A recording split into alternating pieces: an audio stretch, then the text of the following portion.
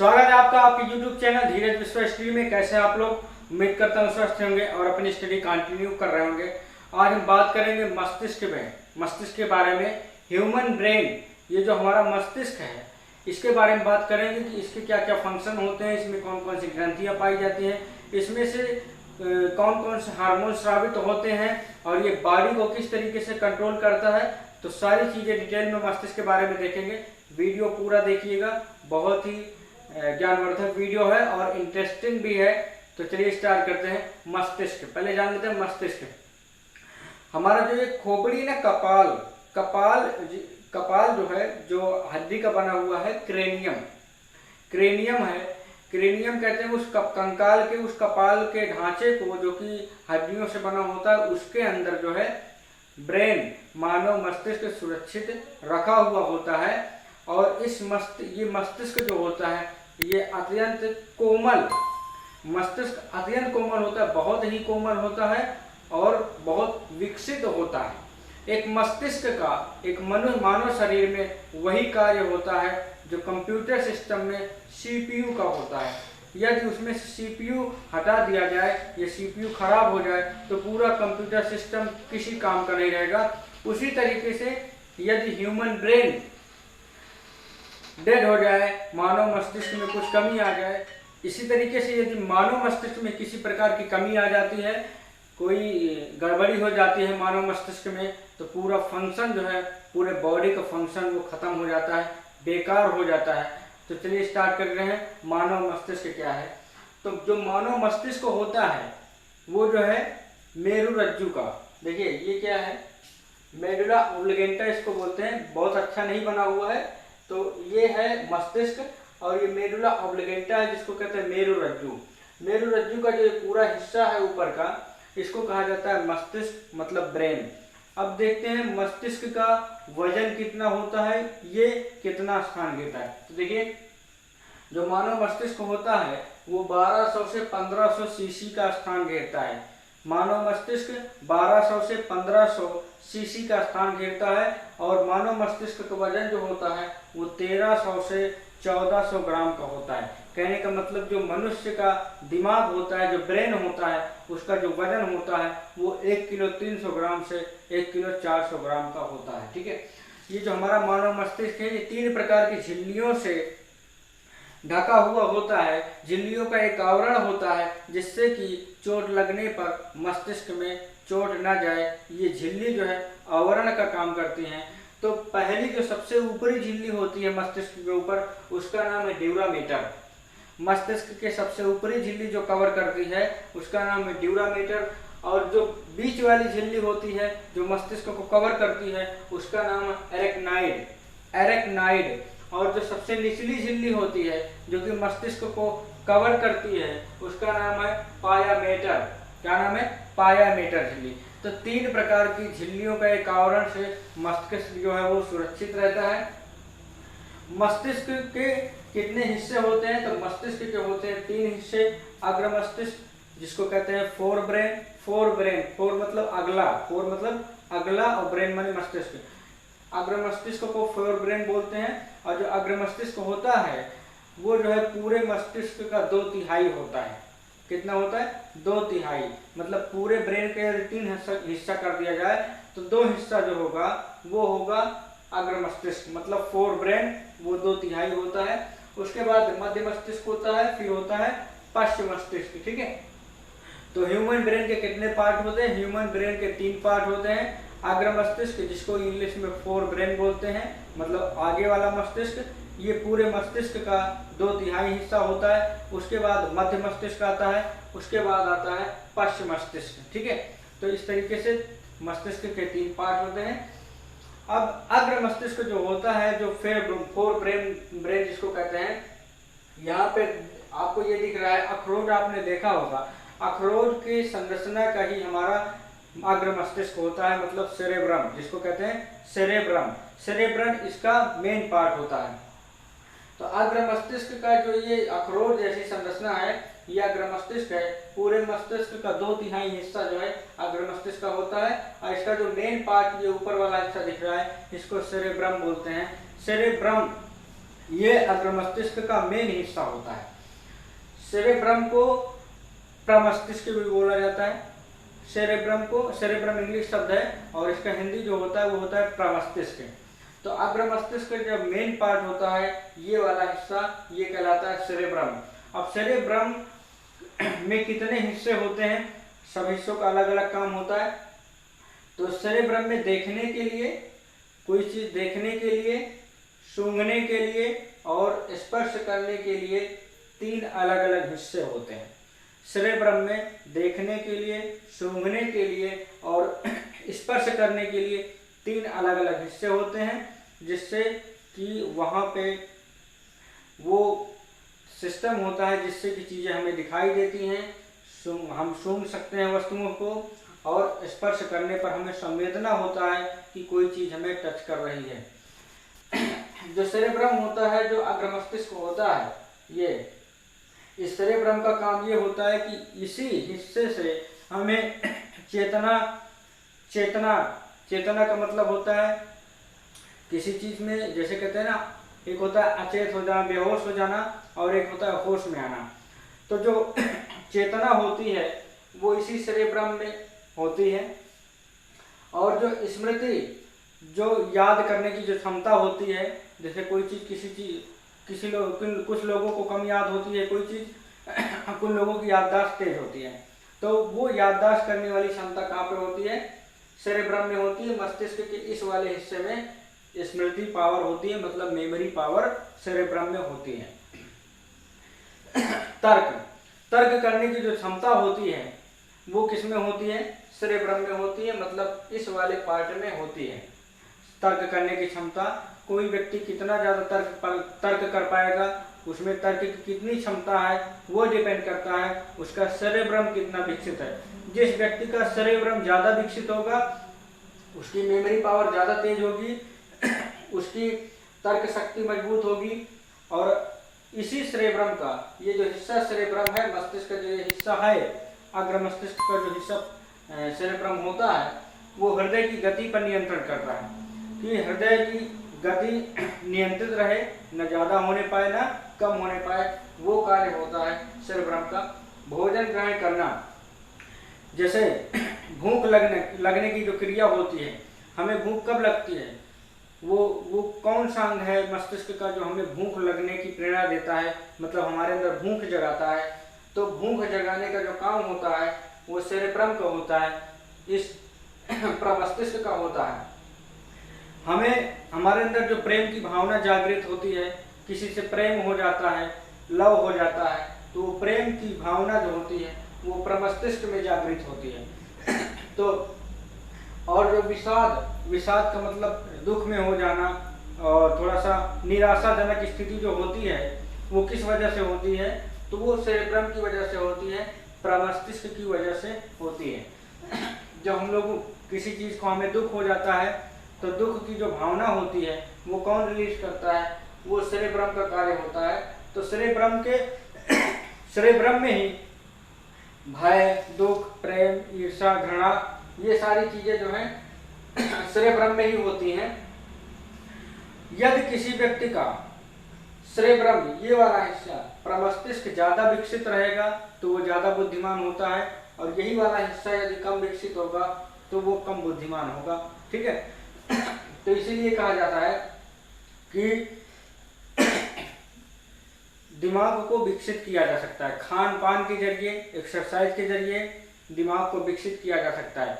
कोई पैदाइशी यदि मंद बुद्धि है तो उसके दिमाग को भी तेज किया जा सकता है। कैसे, हम यदि इस सेरेब्रम के हिस्से को, इस पार्ट को यदि ज़्यादा बड़ा कर लेंगे, जिस व्यक्ति का सेरेब्रम ज़्यादा बड़ा होता है साइज में, उसमें जो है मेमोरी पावर ज़्यादा होती है, याददाश्त करने की क्षमता ज़्यादा होती है, वो व्यक्ति ज़्यादा बुद्धिमान होता है, उसमें तर्क शक्ति ज़्यादा होती है। और यही सेरेब्रम जो है शरीर के जो मस्तिष्क हैं, मस्तिष्क के जो अन्य हिस्से हैं उस पर नियंत्रण करने का काम सेरेब्रम का होता है। तो इस तरीके से सेरेब्रम को कह सकते हैं मेन मस्तिष्क। ठीक है, क्योंकि ये अन्य मस्तिष्क के अन्य हिस्से पर कंट्रोल करता है।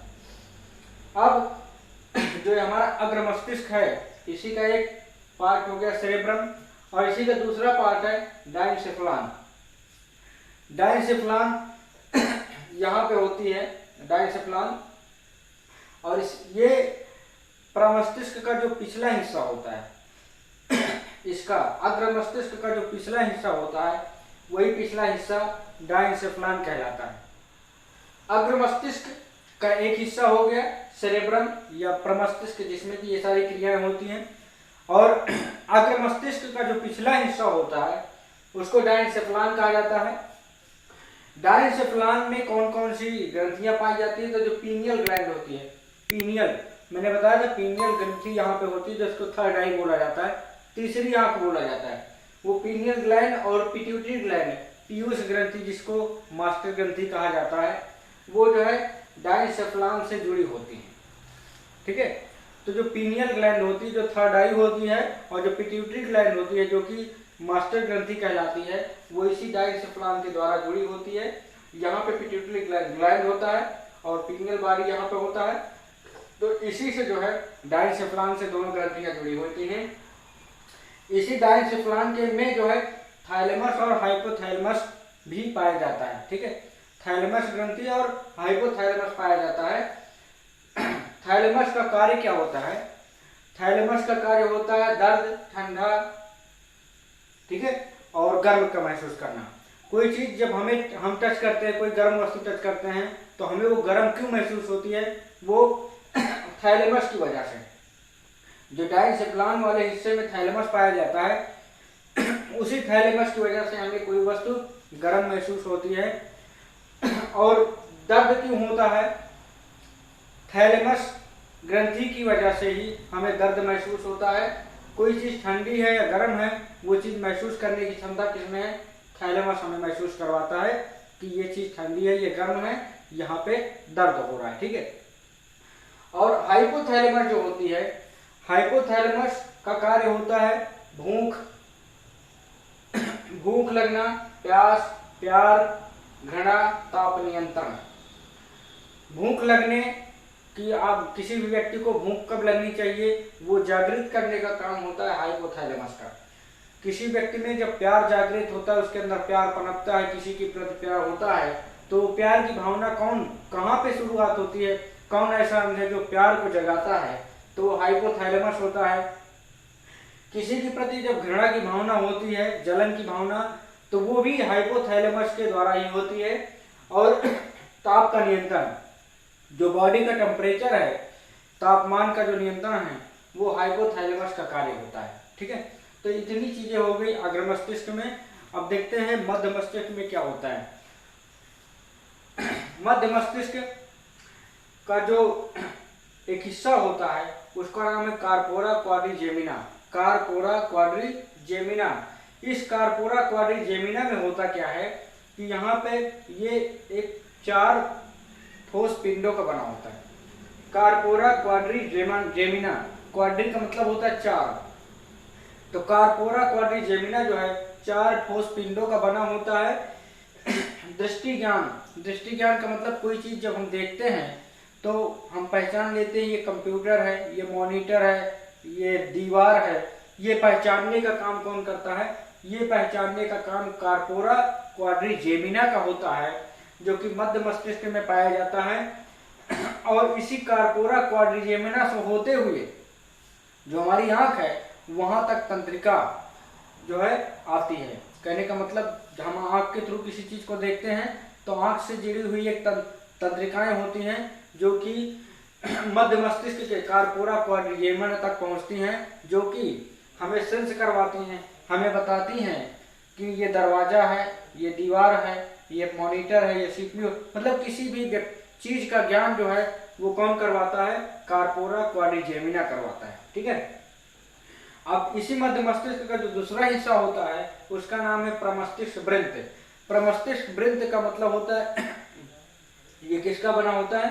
तंतुओं का बना होता है, मतलब एक धागे जैसी संरचना का ये प्रमस्तिष्क वृंत बना होता है। तो मध्य मस्तिष्क के 2 पार्ट होते हैं, कार्पोरा क्वाड्रिजेमिना जो हमें किसी चीज को पहचानने में मदद करते हैं, मतलब इसी की वजह से हम पहचान पाते हैं किसी चीज को, और जो आंखों की जो तंत्रिकाएं हैं वो इसी कार्पोरा क्वाड्रिजेमिना से जाके जुड़ी होती हैं। मतलब देखने वाला सेंस जितना होता है, पहचानने वाली क्षमता, वो कार्पोरा क्वाड्रिजेमिना का होता है। अब जो हमारा पश्च मस्तिष्क बचता है, पश्च मस्तिष्क के दो भाग होते हैं, एक होता है सेरिबेलम, सेरिबेलम को पश्च मस्तिष्क बोलिए, ये हो गया सेरिब्रम और ये हो गया सेरेब्रम। मतलब मस्तिष्क माना जाए तो दो ही मेन हिस्से होते हैं, एक होता है सेरेब्रम और दूसरा होता है सेरेब्रम। सेरेब्रम वो दो तिहाई होता है और सेरेब्रम जो है वो थोड़ा छोटा होता है सेरेब्रम से, ठीक है। सेरेब्रम जो होता है ये वाला हिस्सा, ये ठोस होता है। ये किससे जुड़ा होता है? मेडुला ऑब्लिगेंटा, ये है मेरु रज्जु, ये यहाँ का स्पाइनल कार्ड जो गई हुई है, ये रीढ़ की हड्डी से जाने वाली जो मेरु रज्जु होती है, उसी से ये सेरेब्रम जुड़ा हुआ होता है। और इसकी जो संरचना होती है सेरेब्रम की, वो ठोस होती है, जटिल होती है। ये करता क्या है, जो सेरेब्रम होता है वो गति नियंत्रण, हमारे शरीर की गति को नियंत्रित करता है। और दूसरा जो होता है कोऑर्डिनेशन, हमारे सभी अंग जो है एक दूसरे के साथ सहयोग बनाकर सही तरीके से काम करें, वो काम करवाने का काम जो होता है वो सेरेब्रम का होता है, ठीक है। मतलब पूरे शरीर के सभी अंगों के बीच जो सामंजस्य करवाना होता है वो कार्य होता है सेरेब्रम का। ऐच्छिक पेशियों की क्रिया का नियमन, जितने हमारे शरीर में ऐच्छिक पेशियां होती हैं, ऐच्छिक पेशियां मतलब हाथ पैर की पेशियां, ये ऐच्छिक पेशियां हैं, वो पेशियां जो हमारे कंट्रोल में होती हैं वो ऐच्छिक पेशियां कहलाती हैं। तो ऐच्छिक पेशियों का जो क्रियाओं का जो नियमन होता है उसका नियंत्रण जो है सेरेब्रम के अंदर में होता है। मतलब हाथ ऐसे रहेगा कि ऐसे रहेगा, क्या होगा, जितनी ये सब क्रियाएं होती हैं वो सेरेब्रम के अंदर में आती हैं। अब ये आता है कि ये पश्च मस्तिष्क का जो दूसरा हिस्सा होता है, ये मेडुला ऑब्लिगेंटा, मेरु रज्जु जिसको बोला जाता है, स्पाइनल कार्ड कह सकते हैं। ये मस्तिष्क का पूंछ इसको कहते हैं, ये पूंछ के समान होता है, ये मस्तिष्क है, इसकी ये पूंछ है। तो इस मेडुला ऑब्लिगेंटा को मस्तिष्क का पूंछ भी बोला जाता है। ये सबसे पिछला हिस्सा होता है, ठीक है। ये देखिए, ये सबसे पिछला हिस्सा है, ये बेलनाकार होता है, आप देख सकते हैं बेलना के आकार का है। ये क्या करता है, श्वसन तंत्र पर नियंत्रण करता है। जो श्वसन तंत्र हमारा रेस्पिरेटरी सिस्टम, जैसे फेफड़ा और नासिका, ये यहाँ से नासिका छिद्र, इन सब पे नियंत्रण करने का काम होता है मेडुला ऑब्लिगेंटा का। और हृदय की, जो हमारा हृदय होता है, हृदय की क्रियाओं का नियंत्रण जो होता है वो मेडुला ऑब्लिगेंटा का होता है। और जो हमारे शरीर का परिसंचरण तंत्र होता है, चाहे वो रेस्पिरेटरी सिस्टम हो, चाहे ब्लड सर्कुलेशन वाला सिस्टम हो, वो सारा सिस्टम जो है मेडुला ऑब्लिगेंटा उसको नियंत्रित करता है। और जो बॉडी का ताप नियंत्रण है, मतलब बॉडी का जो टेम्परेचर है उसको नियंत्रित करने का काम भी यही मेडुला ऑब्लिगेंटा करता है। इस तरीके से आपने मस्तिष्क के बारे में पूरी जानकारी ले ली कि मस्तिष्क क्या होता है, मस्तिष्क के कितने पार्ट होते हैं और उन पार्ट में कौन कौन से हिस्से होते हैं और उनका कार्य क्या होता है। तो ये सारी चीज़ें आपने इस वीडियो में देखा। अब आपको करना क्या है कि प्लीज़, यदि आपने वीडियो चैनल को सब्सक्राइब नहीं किया तो प्लीज़ सब्सक्राइब कर लें, बेल आइकन प्रेस कर लें, ताकि आपको बिना सर्च किए हुए इसी तरीके की मेरी लेटेस्ट वीडियोज आपको मिलती रहें और आप अपना ज्ञान अर्जन करते रहें। लॉकडाउन है तो कोई दिक्कत नहीं, लेकिन आप अपनी स्टडी कंटिन्यू करिए। इसी स्टडी कंटिन्यू के लिए हमने ये चैनल बनाया है, तो प्लीज़ चैनल को सब्सक्राइब करके बेल आइकन प्रेस कर लें। वीडियो को पूरा देखा करें, क्योंकि अधूरी जानकारी नहीं रखनी चाहिए। जब आप पूरा देखेंगे तो आपको पूरी जानकारी मिलेगी। वीडियो को ज़्यादा से ज़्यादा शेयर करें अपने दोस्तों में, व्हाट्सएप ग्रुप में, और लाइक ज़रूर किया करें, कमेंट्स भी किया करें। और मिलते हैं अगले वीडियो में, तब तक के लिए जय हिंद।